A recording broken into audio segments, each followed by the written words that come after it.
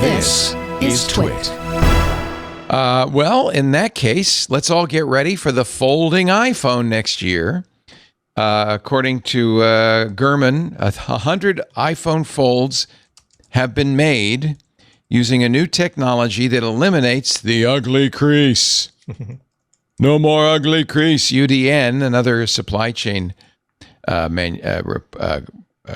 journal, reports that Apple was heavily involved in redesigning both the panel and the fold mechanism in order to eliminate the crease. It is a Samsung screen, after all.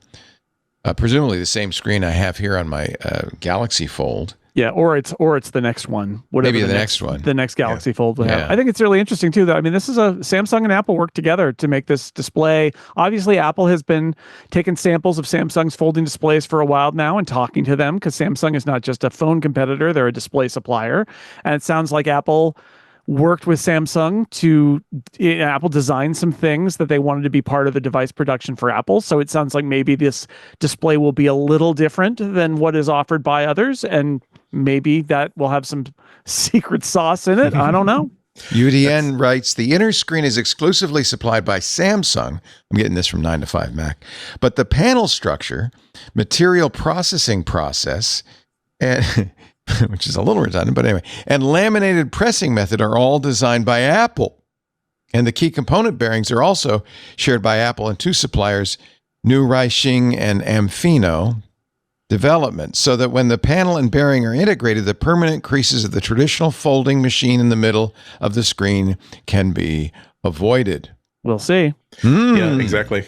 Isn't it interesting that we've never had, even back in the 80s, we've never had a mechanically operated phone where there's a mechanism that makes it work, that has to work properly and has to keep working for years and years and years. And now we've actually got it. And it's been demonstrated over the past 4 or 5 years that is by far the most vulnerable part of any sort of a folding device. How do you design that hinge to not only make that ditch as inconspicuous as possible, but also so that the thing doesn't get one little tiny piece of wind-blown sand in the wrong place, and suddenly you've got a big crack right down the middle of the display. It won't be cheap. 9 to 5 says they should call it the Ultra, because analyst Fubon says, based on their supply chain analysis and Apple's typical margins, they expect the iPhone price to reach $2,400, which is a bit of a premium over the Galaxy, but I think it's a couple $100 more than the Galaxy. But Apple users will pay it. They've got the extra money for. So will you guys? Are you guys going to? Oh, not me. So not even interested. I am. And the reason I am is that I am an iPad forward person, right? Like iPad. But what if it's an iOS, not iPad OS? I was wondering about this. We'll see about that. But what I'm thinking is, right now I use my iPad most of the time. My iPhone is like on a dock in the kitchen at night, right? But like, what if I had one device that was basically an iPad mini most of the time, when I'm using it, and then I could fold it closed and I could put it in my pocket and take it with me. I'm interested in seeing how that would work and how that would feel, because I like my iPad so much. Could that device replace my iPad for a lot of things? I don't know. And you'll pay $2,400 for an iPad, not a bigger one. I have. Yeah, I have too. Yeah. Yeah, I'm absolutely the target audience for this, because there's nothing I'm so forward for the idea of there so many times where I will just travel with like my phone and like a folding keyboard, because I might want to do a little bit of writing, do a little bit of work. I want to have that availability, but it doesn't I'm trying to tell myself, no, you're just going to be hauling around this 12.9-inch iPad Pro and doing nothing with it. It doesn't justify it. But nonetheless, for $2,400, I don't think that's overpriced. I think that that's a very, very rarefied air for people that can justify that kind of expense for essentially the cost of a top tier iPhone Pro plus a top tier iPad mini. The ability to fold it and stick it inside a jacket pocket has to be a very, very useful thing for that buyer, or that buyer simply has the amount of money they can spend on that kind of a thing. But again, it's different for Apple than for other makers, because whereas when the first Samsung foldable came out, you kind of had to anticipate that they were just getting it out there to see how well it works. Like, they were confident in it, but there were going to be problems with it. With Apple, people are going to anticipate that no, they have waited this long. If they've been listening to MacBreak Weekly, they know how long they've worked on co-developing the right kind of screen and the right kind of hinged mechanism to make it work. They have a high expectation of fit, finish, and style that they feel as though $2,400 will very, very much justify. But so I'm more interested actually in the Trifold devices that are starting to come out. The idea of having, again, a shirt pocketable or jacket pocketable device that turns into essentially a full-size iPad that is super sweet. I don't have $3,000 for that, but years. Yeah, exactly. It's still, boy, it really is racing the edge. Even the people who are, Huawei's making it, Samsung is making it, but doing it in very, we will release it in this market explicitly because we can't make enough of these. And also, I don't think we want to deal with all the customer service if we start to sell more of these than we actually need. Bleeding edge stuff to be sure, but oh my God, that is George Jetson, like push button world of the future stuff where you just simply keep folding something until it's in a package that you actually want. And then you unfold it until it's your 65-inch 4K HDR display that you're just leaning against the side of the bus terminal because your bus is 15 minutes late and you want to watch some Apple TV. Darren Oki in our Discord agrees with you. He says, bifold makes no sense. Trifold. Now that makes sense. Yeah, I don't know. Of course, next September, Apple's going to show it and everybody's going to go, oh, have to have it. And we'll see. I might end up getting it. But that's a lot. And I don't like the folding phones I have, to be honest.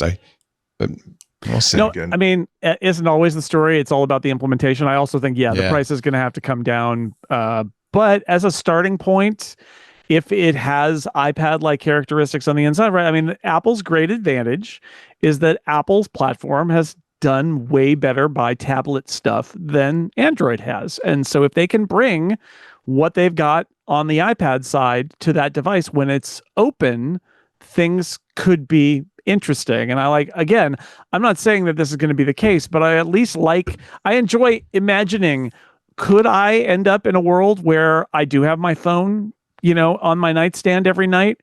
And then in the morning when I want to read my RSS feeds, I just flip it open and I got an iPad mini there. That sounds pretty fun. That sounds, I don't know whether it's practical or not. It's always going to be about the details and how Apple implements it and how good that display is and all of that stuff. Now, by the way, that's iOS 27. I mean, some of their effort's going to go into Apple Intelligence. Some of their effort's going to go into making this software sing on this kind of unique platform, and they may not have a lot of time to do Snow Leopard. I don't know. I feel like they've got all the pieces for this thing. The real question is how much of the iPad interface are they going to put on it? Right? Is it iOS or iPad OS? Yeah. Is it going to be? Well, I mean, they'll call it. First off, iOS and iPad OS are the same thing.